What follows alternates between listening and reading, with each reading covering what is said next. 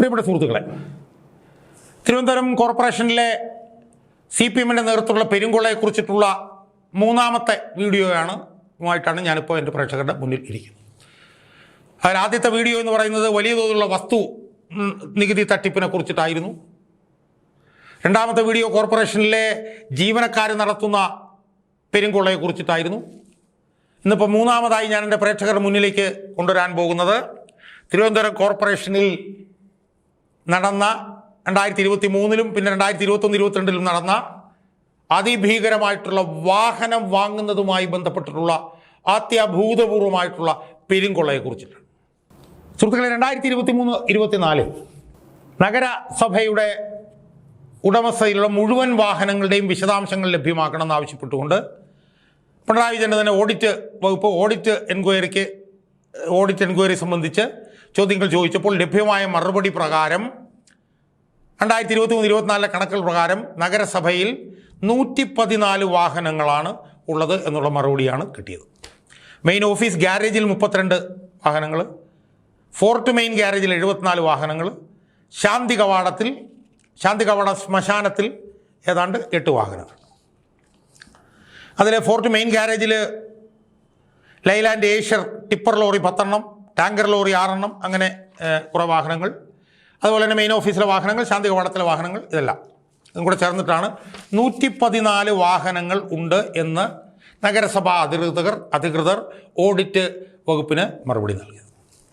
എന്നാൽ ഏറ്റവും ഞെട്ടിക്കുന്ന സംഭവം എന്താണെന്നറിയോ സുഹൃത്തുക്കളെ?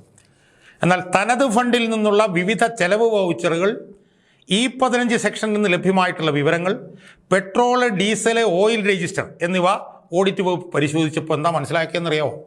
ഈ നഗരസഭയിലെ ഉദ്യോഗസ്ഥന്മാർ നൽകിയ 114 വാഹനങ്ങൾക്ക് പുറമേ 173 വാഹനങ്ങൾ കൂടി ഉണ്ട് എന്ന് ഓഡിറ്റ് വകുപ്പിന് ബോധ്യമായി. അങ്ങനെ മനസ്സിലായത് അവർ വിവിധ ചെലവ് വൗച്ചറുകൾ, E15 സെക്ഷനിൽ നിന്ന് ലഭ്യമായ വിവരങ്ങൾ, പെട്രോൾ, ഡീസൽ, ഓയിൽ രജിസ്റ്റർ എന്നിവ പരിശോധിച്ചപ്പോഴാണ് 174 വാഹനങ്ങൾ കൂടിയുണ്ട് എന്ന് ഓഡിറ്റ് വകുപ്പിന് മനസ്സിലായി. ഒന്ന് ആലോചിച്ച് നോക്കും നമ്മൾ. അതിൽ ടാറ്റ ഏസിൻ്റെ 31 വാഹനങ്ങൾ, പിക്കപ്പിൻ്റെ 81 വാഹനങ്ങൾ, പിക്കപ്പ് ഓട്ടോ 5 വാഹനങ്ങൾ, jeep 3, ambulance 10, electric auto 5, Mahindra ALFC AKC എന്ന് പറയുന്ന 12, എല്ലാം കൂടെ ചേർന്ന് 174 വാഹനങ്ങൾ. അവർ കൊടുത്ത കണക്കെത്രയാണെന്നറിയാവോ? 114 വാഹനങ്ങളുടെ ഇത്. എന്നിട്ട് ഓഡിറ്റ് പറയുകയാണ്, മേൽവാഹനങ്ങൾ നഗരസഭയുടെ ഉടമസ്ഥതയിലുള്ളതാണോ എന്നും ഏത് കാലയളവിൽ വാങ്ങിയതാണെന്നും വാങ്ങൽ പ്രക്രിയയുടെ വിശദാംശങ്ങൾ ഒന്നും ലഭ്യമാക്കിയിട്ടില്ല സുഹൃത്തുക്കൾ. അപ്പോൾ കണക്കിൽപ്പെടാത്ത 174 വാഹനങ്ങളാണ് ഇവർ വാങ്ങിച്ചിരിക്കുന്നത്. അപ്പോൾ മൊത്തത്തിൽ 331 വാഹനങ്ങളുണ്ട്. അതിൽ കണക്ക് കൊടുത്തിരിക്കുന്നത് 117 വാഹനങ്ങളുടെ മാത്രം. ഇനി അപ്പം വാഹനങ്ങൾ 174 കണക്കിൽ പെടാതെ വാങ്ങിച്ചു എന്ന് മനസ്സിലായി. ഇനി 21-22 ഓഡിറ്റ് റിപ്പോർട്ടിൽ പറയുന്നൊരു കാര്യമുണ്ട്. പറയുന്നിരിക്കുന്നത് എന്താണെന്നറിയോ? വാഹനങ്ങളുടെ പരിപാലനം, ചെലവ് എന്നിവയുടെ ഫയൽ ഹാജരാക്കാതിരുന്നതിനാൽ 3,08,00,000 രൂപ ഓഡിറ്റ് ഒബ്ജക്ഷനായിരുന്നു. കാരണം വാഹനങ്ങളുടെ പരിപാലനം, ചെലവ് രേഖകൾ ഹാജരാക്കിയിട്ടില്ല. 3 കോടി രൂപയാണ് തടഞ്ഞു വെച്ചിട്ടുള്ളത്. ഇന്ധന ഉപയോഗം, ചെലവ് രേഖകൾ ഹാജരാക്കാത്തതുകൊണ്ട് 1,83,00,000. വാഹനങ്ങളുടെ മെയിൻ്റനൻസ് ചെലവിൻ്റെ രേഖകൾ ഹാജരാക്കാത്തതുകൊണ്ട് 42 ലക്ഷം. വാഹനങ്ങൾ വാടകയ്ക്ക് എടുത്തത് സംബന്ധിച്ച് ഫയലുകൾ ഹാജരാക്കാത്തതുകൊണ്ട് 53 ലക്ഷം. അങ്ങനെ 2021-22 മാത്രം 3,08,44,288 രൂപയുടെ ചെലവ് ഓഡിറ്റ് ഒബ്ജക്റ്റ് ചെയ്തിരിക്കുകയാണ്. അതിൽ ഇന്ധന ഉപയോഗം സംബന്ധിച്ച് മാത്രം 1.5 കോടി രൂപയുടെ കണക്കില്ല. വാഹനങ്ങളുടെ മെയിൻ്റനൻസ് സംബന്ധിച്ച്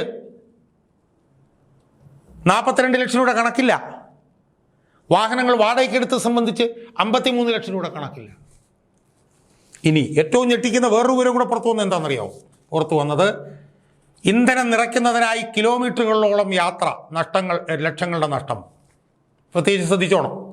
തിരുവനന്തപുരം കോർപ്പറേഷൻ്റെ ഉടമസ്ഥതയിലുള്ള 200-ലധികം വാഹനങ്ങൾ ഇന്ധനം നിറയ്ക്കുന്നതിനായി കോർപ്പറേഷൻ്റെ തൊട്ടടുത്തുള്ള പെട്രോൾ പമ്പ് ഉപയോഗിക്കാതെ പേരൂർക്കടയിലുള്ള പെട്രോൾ പമ്പിനെ ആശ്രയിക്കുന്നതിനാൽ അധിക ദൂരം യാത്ര ചെയ്യുന്നത് മൂലം കോർപ്പറേഷന്, അതായത് 8 കിലോമീറ്റർ ദൂരം കൂടുതൽ യാത്ര ചെയ്യുന്നതിനാൽ കോർപ്പറേഷന് ലക്ഷങ്ങളുടെ നഷ്ടം.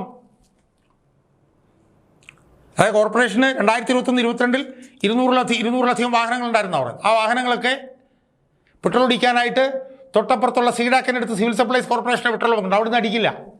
8 കിലോമീറ്റർ യാത്ര ചെയ്ത് പേരൂക്കടയിലുള്ള ഏതോ സ്വകാര്യ പമ്പിൽ നിന്നാണ് പെട്രോൾ അടിക്കുന്നത്. അങ്ങനെ യാത്ര ചെയ്യുന്നതുകൊണ്ട് 8 കിലോമീറ്റർ കൂടുതൽ യാത്ര ചെയ്യേണ്ടി വരുന്നു. പെട്രോൾ അടിക്കുന്നത് സ്വകാര്യ പമ്പിൽ നിന്ന്.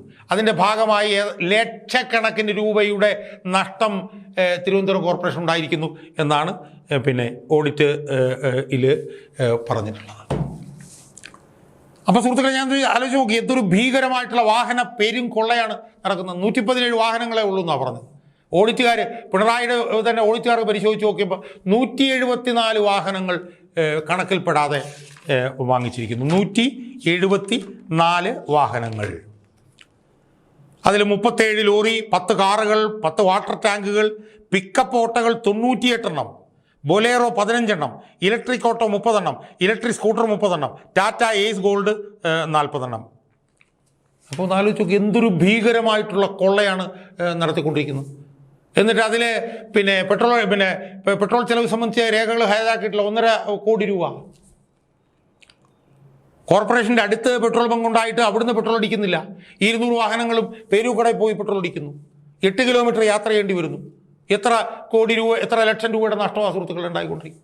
അപ്പോൾ തിരുവനന്തപുരം കോർപ്പറേഷനിൽ അതിഭീകരമായിട്ടുള്ള വാഹനങ്ങൾ വാങ്ങിക്കുന്നതുമായി ബന്ധപ്പെട്ടുകൊണ്ട് CPM-ൻ്റെ നേതൃത്വത്തിൽ, അവരുടെ കൗൺസിലർമാരുടെ ഉദ്യോഗസ്ഥന്മാരുടെ നേതൃത്വത്തിൽ അതിഭീകരമായിട്ടുള്ള വാഹന പെരുങ്കൊള്ള തിരുവനന്തപുരം കോർപ്പറേഷനിൽ നടന്നുകൊണ്ടിരിക്കുന്നു എന്നതിൻ്റെ ഞെട്ടിക്കുന്ന തെളിവുകളാണ് ഈ 2023-ലെയും 2021-22-ലെയും പിണറായി സർക്കാരിൻ്റെ തന്നെ ഓഡിറ്റ് റിപ്പോർട്ട് പരിശോധിച്ചാൽ നമുക്ക് കാണാൻ കഴിയുന്നത്.